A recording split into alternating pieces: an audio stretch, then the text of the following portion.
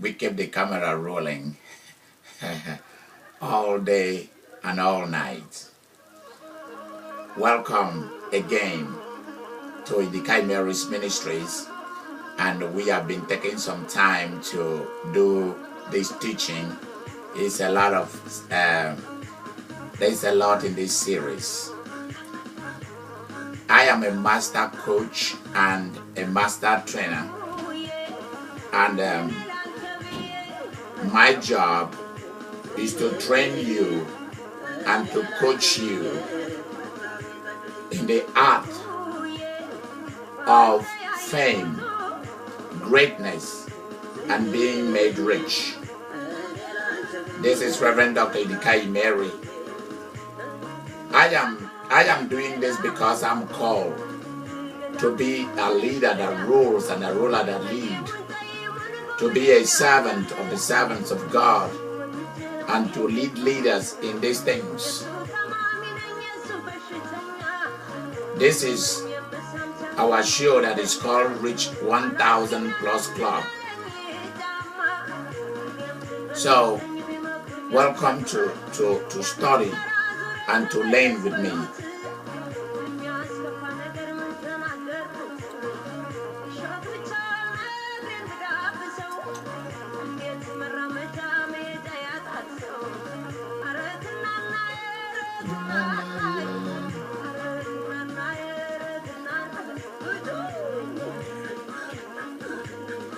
In today's episode, I'll be teaching on don't let your passion die. Don't let your passion die. You see, whatever you are passionate about, don't let it die. Because if you let your passion die, then you have nothing to work with. Your passion is like an engine of the heart. I would define passion as the engine of the heart. Without it, nothing works. You'll be depressed, you'll be bitter, you'll be angry, you'll be sad. So that is why if you are given to so much depression, moodiness, little things make you react, little things make you to be moody and to begin to go through a lot of introspection,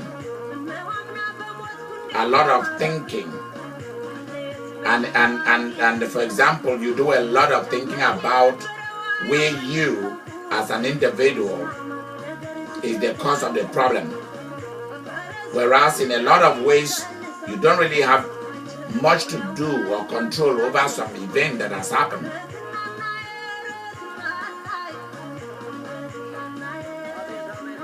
In many instances, many people allow their passion to drop and to die.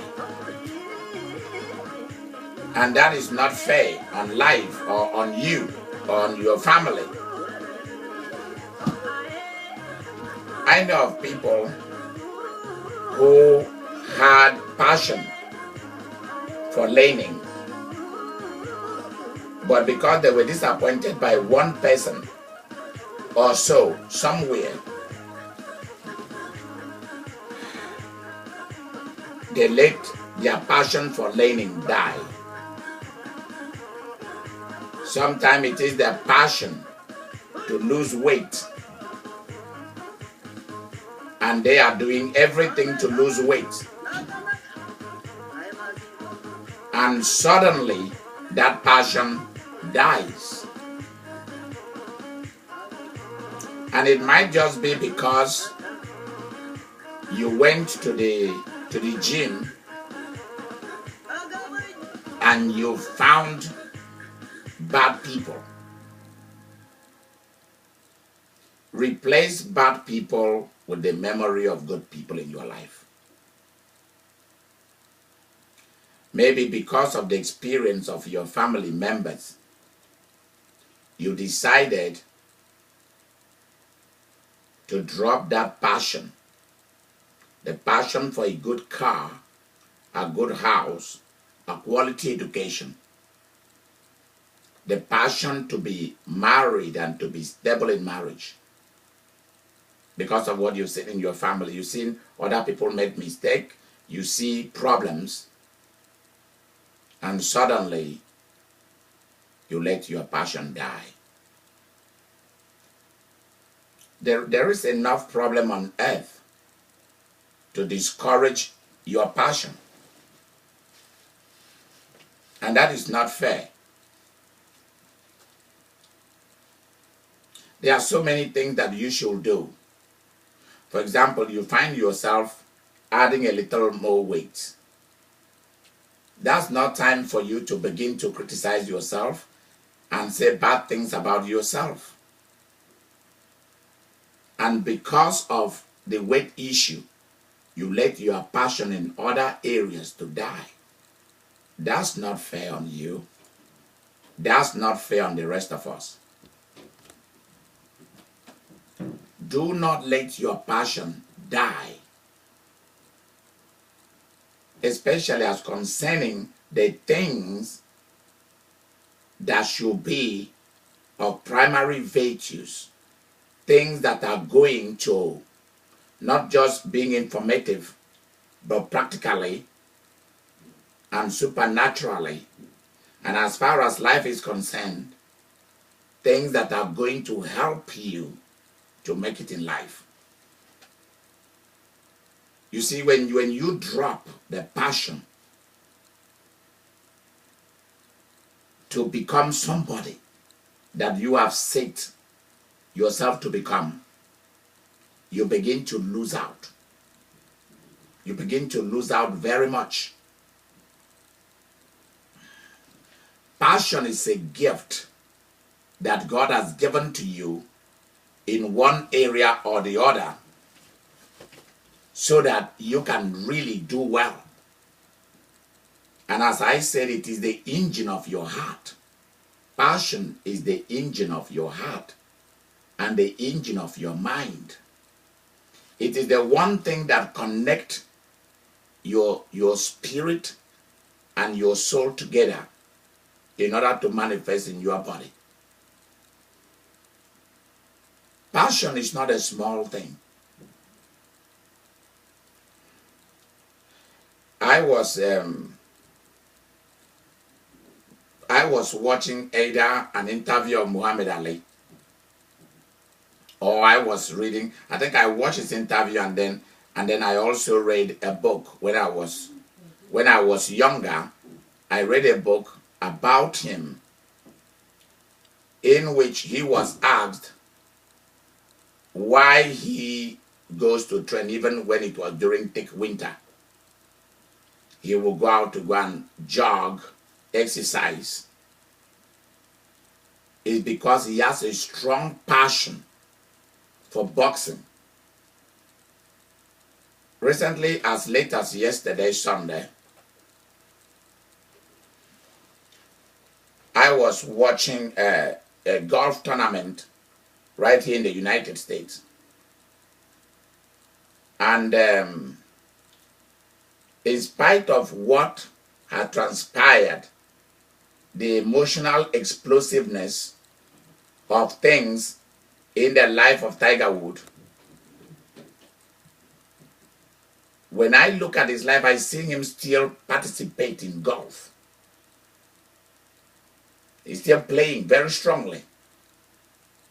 Nicholson is still playing very strongly, and the rest of them. Why? Because it's not just what gives them money, but it is a passion. It is for fame, for greatness, and for riches.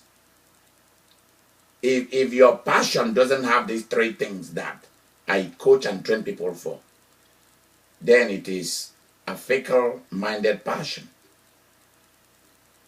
Your passion should be able to lead you to fame, to greatness, and to riches. That's what I teach. That's what God taught me, not humans taught me.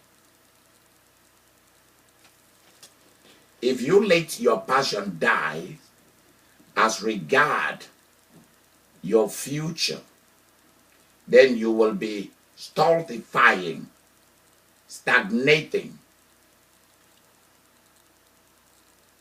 your authentic personality.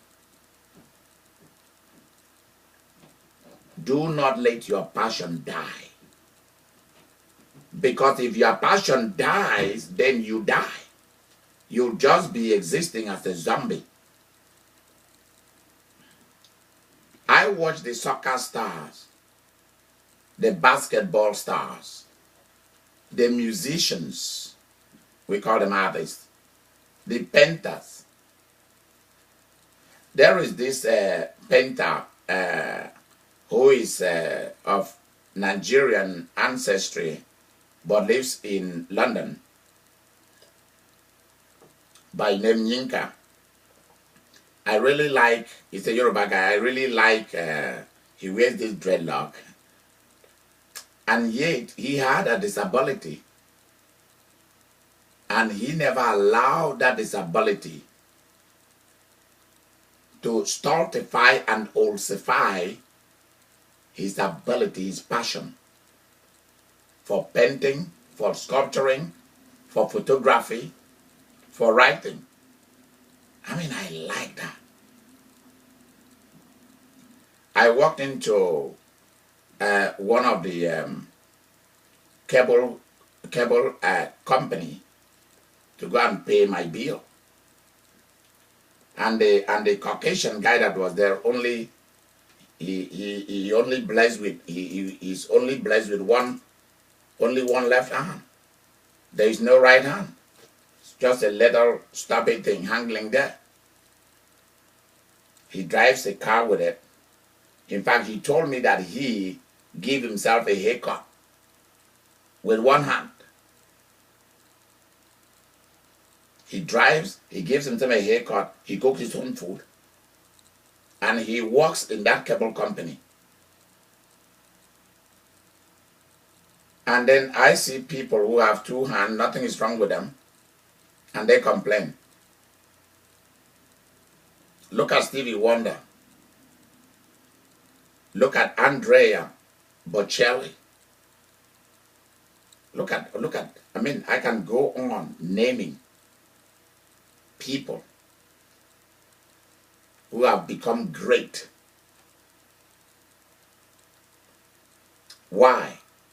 They allowed their passion to be the primary drive, the primary thing that leads them. They've discovered what they are passionate about, and they're into it. David, as young as he was, in the book of Samuel, became passionate about warfare. The name of Yahweh, the name of God, and the name of Israel is at stake because of one Goliath. And he went after him.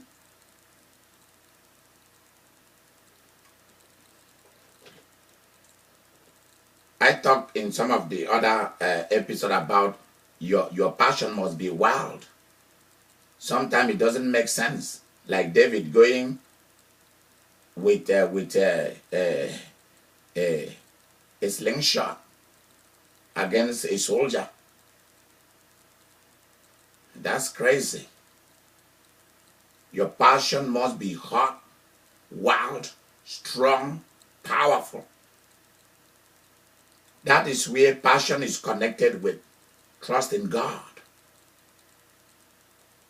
And when your passion is connected that way, it cannot die. And let me tell you, there's a lot of stuff on earth that is ready to kill your passion, but don't let it. If you allow your passion to die, especially in the areas of your giftedness and dominant gift, you're finished. You had things you wanted to achieve in life. Do not allow anybody or any event or anything to stop you from going towards your address. Passion is like the eye of the mind. Passion is the eye of the mind that sees what you cannot see and goes towards it. You should be intelligent too. You should be able to sit down and study and plan and have detail to your passion and not just run empty on a mere figure of emotion. Running on an empty of emotional possibilities, I mean in a negative sense, leads to disaster. But running with the fullness of emotional possibilities in the positive aspect leads to much success. Do not let your passion die, because if it dies, your passion for life, your passion for what you want to achieve, if you let your passion die, then you are just a walking dead.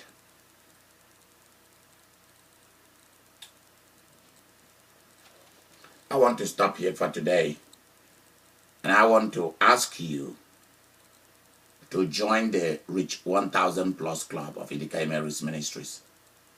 Call me. Our contact information is part of this video. I am here to train you. I am here to coach you, to facilitate that process that will lead to the birth of a new you.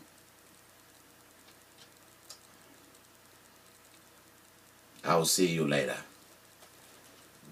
Bye-bye.